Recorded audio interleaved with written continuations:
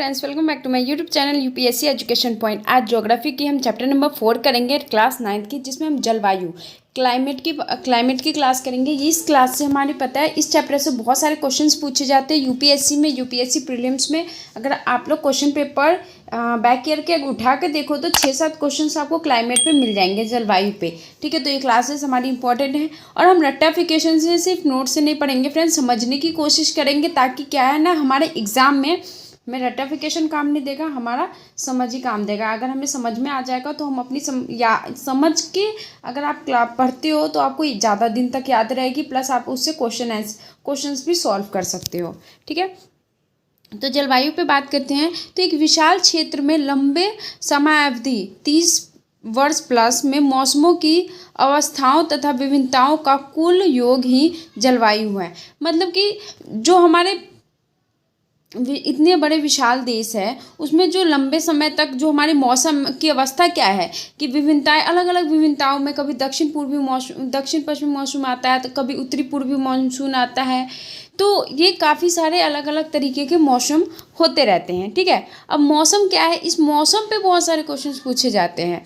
तो एक विशेष समय में एक क्षेत्र में वायुमंडल की अवस्था, एक विशेष क्षेत्र में आप देखोगे तो गर्मी मई से सितंबर तक अलग तरफ वर्षा होती है, फिर कोरोमंडल तट पे अलग से वर्षा होती है, पश्चिमी वाले वर्षा इधर से नहीं जाती, कोरोमंडल तट पे जो उत्तरी पूर्वी मानसून होते हैं उनसे वर्षा होती है। ये हम आगे बात करेंगे। ठीक है, मौसम व जलवायु के तप्त तापमान, वायुमंडल दाब, आर्द्रता और वर्षण। वायुमंडल व जलवायु का तप्त और तापमान ये किस पे निर्भर करता है, तो इसकी जो तापमान है, वायुमंडल दाब और आर्द्रता पर और वर्षण पर निर्भर करता है हमारा मौसम। ठीक है, और ये जो जलवायु हमारा क्लाइमेट है, ये हमारे इकोनॉमिक पे भी बहुत ही ज़्यादा निर्भर है हमारे, इससे हमारी इकोनॉमिक भी बहुत मजबूत होती है क्लाइमेट से।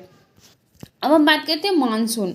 मानसून क्या है, तो एक वर्ष के दौरान वायु की दिशा में कृत्रिम परिवर्तन।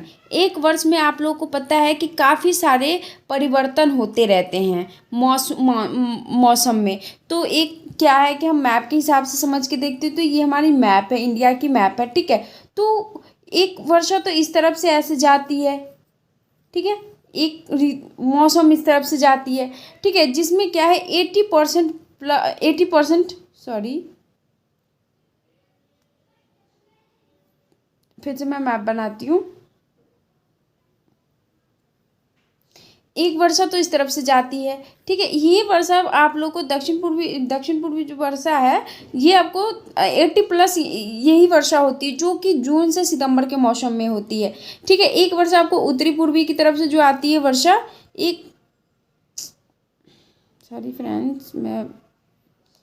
एक जो इस तरफ से आती है आपकी वर्षा, जो बंगाल की खाड़ी से टकराते हुए यहाँ पे थोड़ी सी ना के बराबर वर्षा होती है, लेकिन सबसे ज़्यादा यहाँ कोरोमंडल पे जो मौसम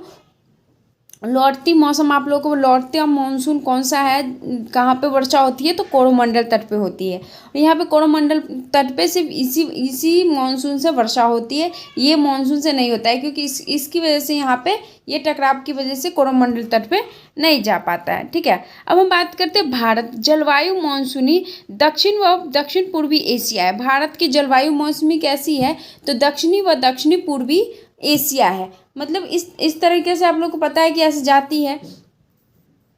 भारत में वर्षा की वार्षिक विभिन्नता है। भारत में वर्षा की तो क्या है, बहुत सारी वार्षिक विभिन्नता है। आप लोग अगर देखोगे तो वर्षा होती है तो ऐसे जाके यहाँ टकराती है, तो मेघालय में सबसे ज़्यादा आप लोगों को वर्षा देखने को मिलेगी, क्योंकि टकरा के यहाँ पे वर्षा होती है।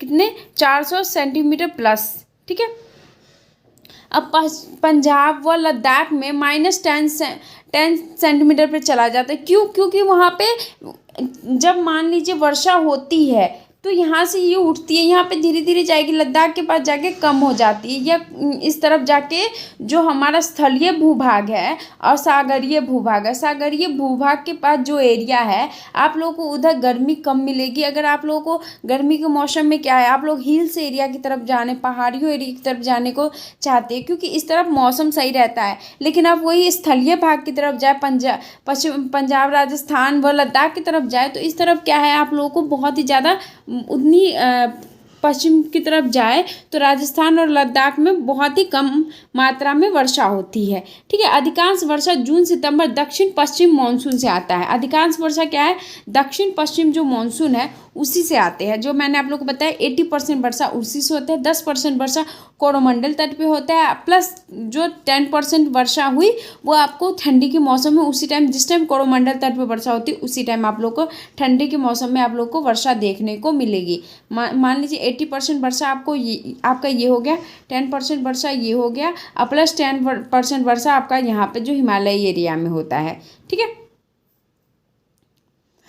समझ में आ गया आप लोगों को। अब हम बात करते हैं तमिलनाडु कोरोमंडल तट वर्षा शीतकालीन उत्तर पूर्वी मानसून से आता है। ये भी मैंने आप लोगों को बता दिया है कि कोरोमंडल तट, तमिलनाडु का जो कोरोमंडल तट है उस पर दक्षिण उत्तरी पूर्वी मानसून आती है। जो ठीक है, कौन सी मानसून आती है, उत्तरी पूर्वी मानसून आती है।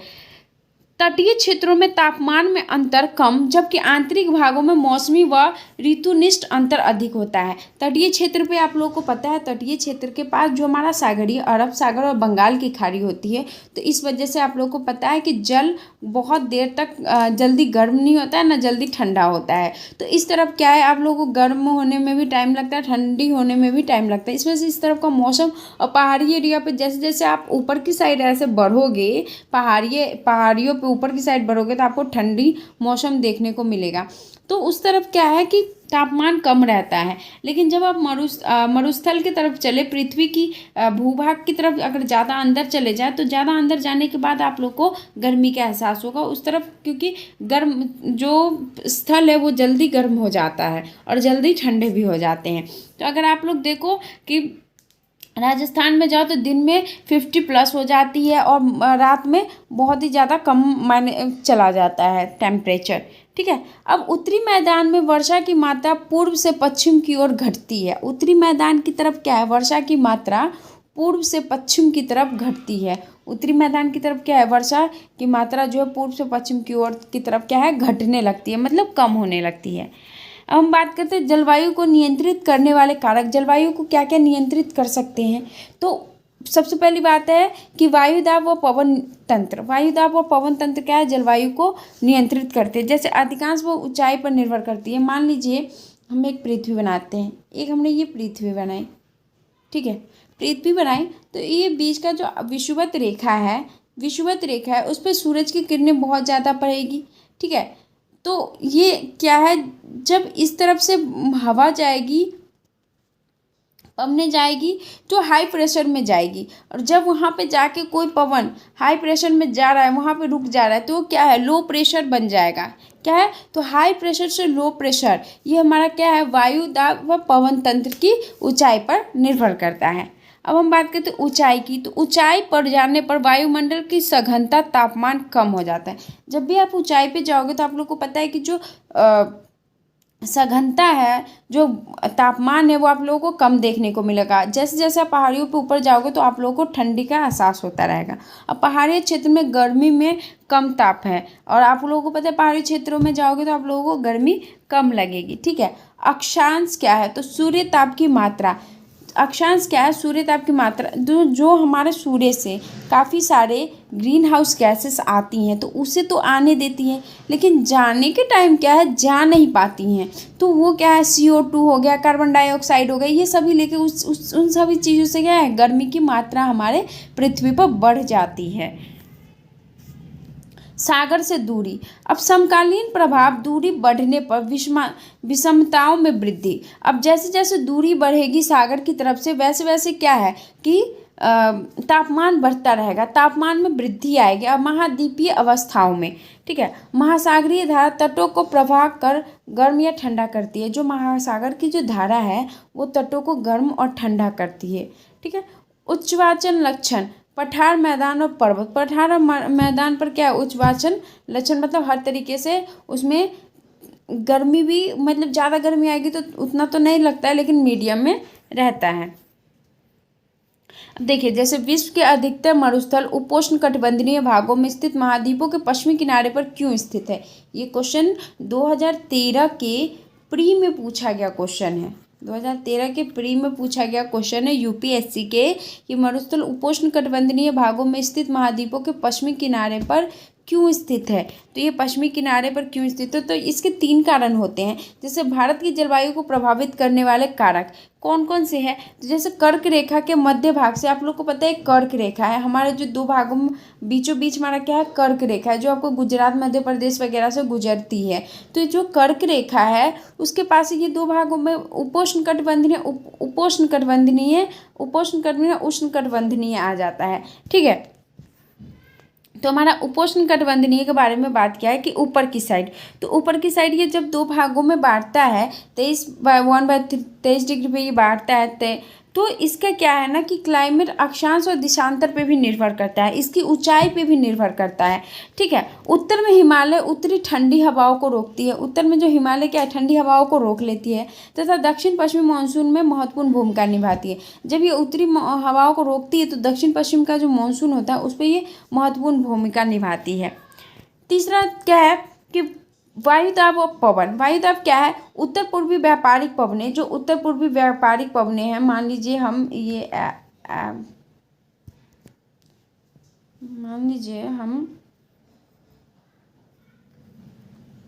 ये अफ्रीका का मैप बनाएं। यहाँ पे अफ्रीका के पास आप लोग को पता है ठंडी जलधारा बहती है, इधर से भी ठंडी जलधारा बहती है। अगर मान लीजिए ये ठंडी जलधारा बही, अब व्यापारिक पवन क्या होती है, मान लीजिए यहाँ से आई पवनी, तो यहाँ पे तो ज़्यादा वर्षा आएगी, यहाँ पे थोड़ा कम होगी, तो यहाँ पे क्या है कि आप लोग को ज़्यादा हरियाली देखने को मिलेगी, इस एरिया में घास हैं और यहाँ पे मरुस्थल है, क्योंकि व्यापारिक पवनी के यहाँ पहुँचते पहुँचते कम हो जाती है। ठीक है, तो ये अक्टूबर से फरवरी के मानसून में होता है, और ये कोरोमंडल तट पर जो वर्षा होती है वो कब होती है, अक्टूबर से फरवरी के बीच में होती है। तो ये सभी। अब दक्षिण पूर्वी की देखते हैं तो दक्षिण पूर्वी में व्यापारिक पवनें दक्षिण पश्चिम मानसून में होती है, जो जून से सितंबर में होती है। ठीक है, अब हम बात करते हैं कोरियोलिस बल। कोरियोलिस बल क्या होती है, तो पृथ्वी के घूर्णन से उत्पन्न होती है। कोरियोलिस बल क्या होता है, पृथ्वी के घूर्णन से उत्पन्न होती है। जैसे हमारी पृथ्वी है तो कोई भी पवन है वो सीधा ऐसे भागने की कोशिश करेगी। ठीक है, ऐसे भागने की कोशिश करेगी। पृथ्वी गोल है तो इसका मतलब ये नहीं कि पवन भी ऐसे ऐसे घूमेगा, बट क्या है कि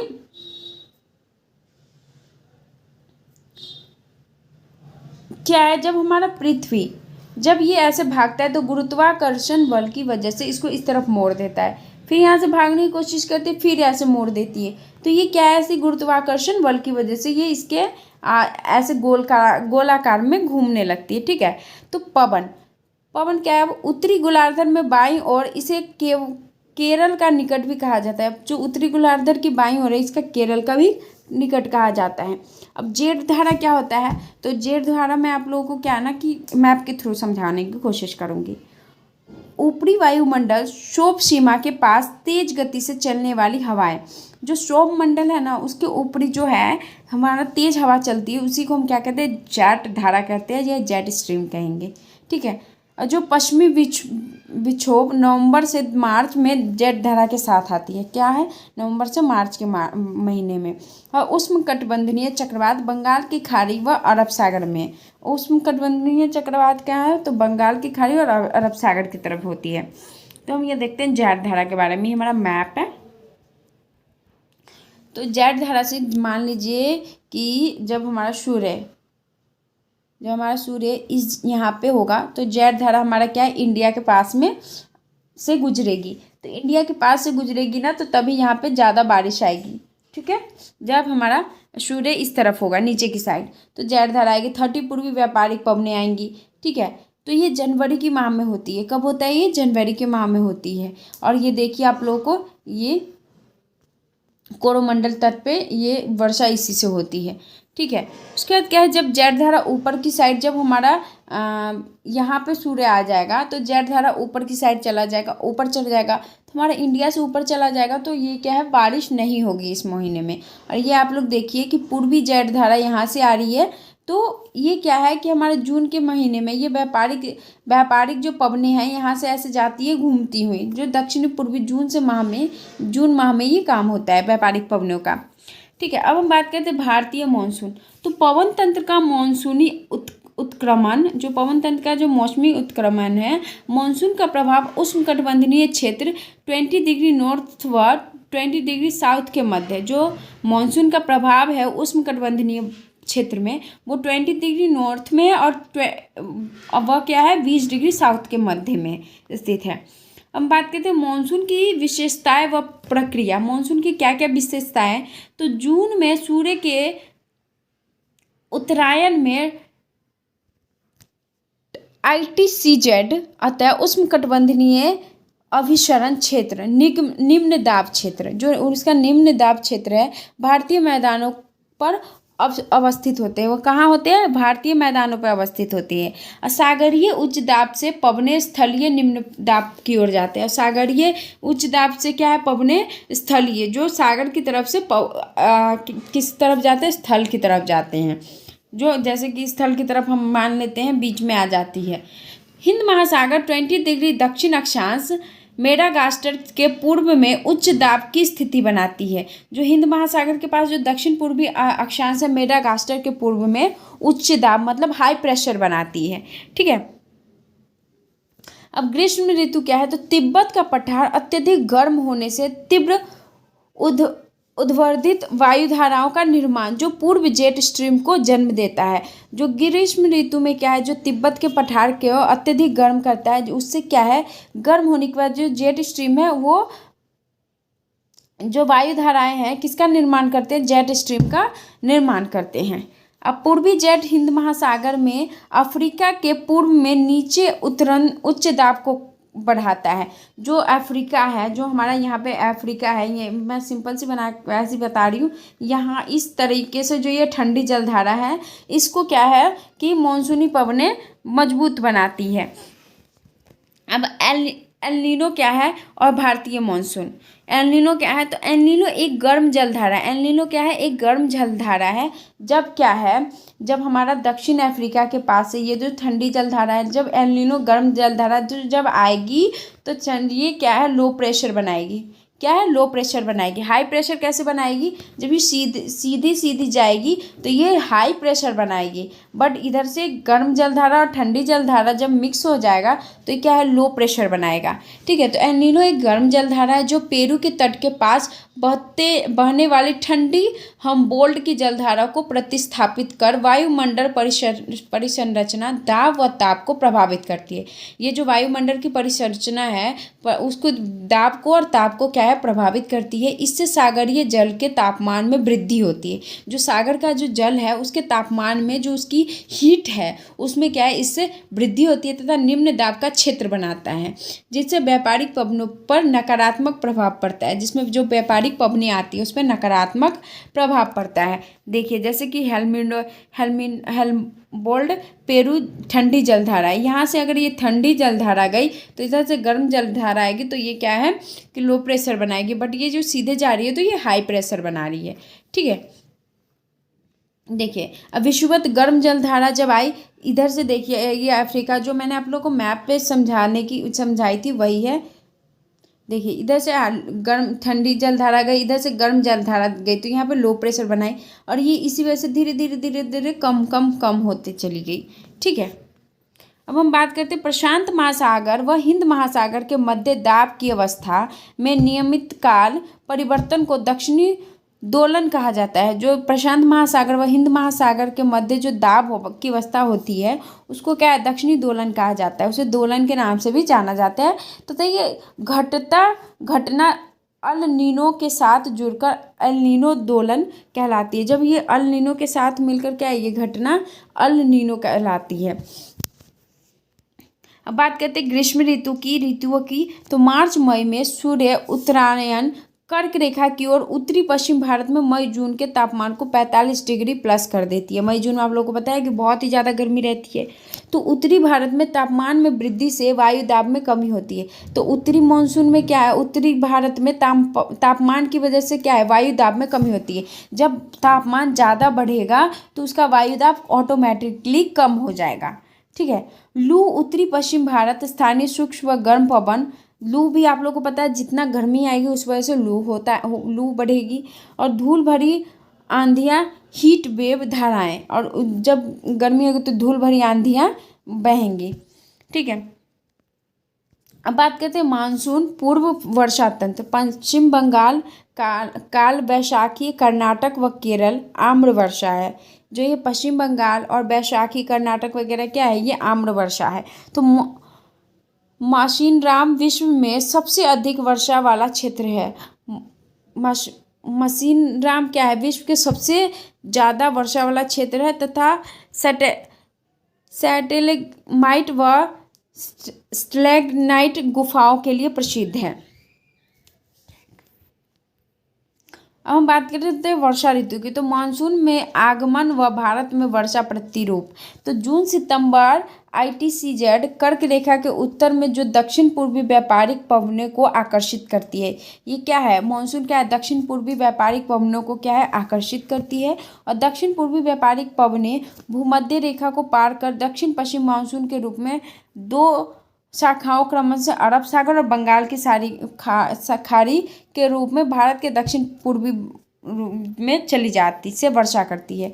अब शीत ऋतु नवंबर फरवरी। उत्तर भारत तापमान कमता है, जिससे क्या दक्षिण भारत तापमान बढ़ जाता है। दिन गर्म और रातें ठंडी हो जाती है।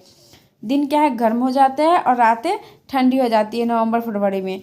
उत्तर में मैदानों में तुषारपात व हिमालय के ढालों में तापमान हिमताप होता है। क्या है, उत्तर में मैदानों में तुषारपात व हिमालय में के ढालों में क्या हिमपात होता है। और पवने स्थल से सागर की ओर उत्तर पूर्वी व्यापारिक पवनें कहलाती है।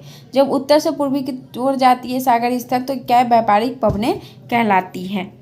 हम बात करते हैं उत्तर पूर्वी व्यापारिक पवनें व शीतकालीन मानसून क्या है। तो उत्तर पूर्वी व्यापारिक पवनें महाद्वीप को पार कर शुष्क हो जाती है। शुष्क क्या है, उत्तर पूर्वी व्यापारिक पवनें क्या है, शुष्क मतलब सूखने लगती है, जिससे इसलिए भारतीय उपमहाद्वीपों पर वर्षा नहीं कर पाती है। लेकिन उत्तर पूर्वी व्यापारिक पवनें जब बंगाल की खाड़ी को पार करती है तब आर्द्रता ग्रहण करती है, क्योंकि उसमें क्या है, बंगाल की खाड़ी में पानी है तो उससे उसको क्या है, नमी मिलेगी। उसी वजह से क्या है, कोरोमंडल तट पर अच्छी वर्षा करती है। इसी उत्तर पूर्वी से ही कोरोमंडल पर सबसे ज़्यादा वर्षा होती है और इसी मानसून से होती है। जेट स्ट्रीम व पश्चिमी विक्षोभ के कारण उत्तर भारत में शीतकालीन वर्षा, जिसे मावध कहते हैं, रबी फसल हेतु लाभदायक है। जैसे मावध कहते हैं उसे क्या है, वो रबी फसल के लिए लाभदायक है तथा हिमालय क्षेत्र में अप्रैल तक बर्फबारी इन्हीं घटनाओं के कारण होती है। जेट स्ट्रीम की वजह से ही बर्फबारी होती है यहाँ पे। ठीक है, अभी बात देख लीजिए, इस तरफ का आप लोगों को ये ऐसी इस टाइप से जाती है, लेकिन ये कोरोमंडल तट पे नहीं वर्षा करती है। कोरोमंडल तट पे क्या है, इस तरफ से जब आएगी तो यहाँ पे कोरोमंडल तट पे वर्षा होगी। ठीक है फ्रेंड्स, तो आज की क्लासेस कंप्लीट हुई। इसमें इतनी सी ही बातें लिखी हुई है, इसकी और भी डिटेल्स हम आगे 11th क्लास की बुक्स में पढ़ेंगे। तो जो छोटी छोटी है कॉन्सेप्ट को हम क्लियर करते चलेंगे। ठीक है, तो अगर वीडियो पसंद आ जाए तो लाइक कर दें, सब्सक्राइब कर दें एंड शेयर कर दें अपने फ्रेंड्स में, कि आप लोगों को ज्योग्राफी जिनका भी ऑप्शनल है उनकी क्लासेस प्लस नोट्स दोनों अवेलेबल है। तो thank you so much friends, आपका दिन शुभ हो।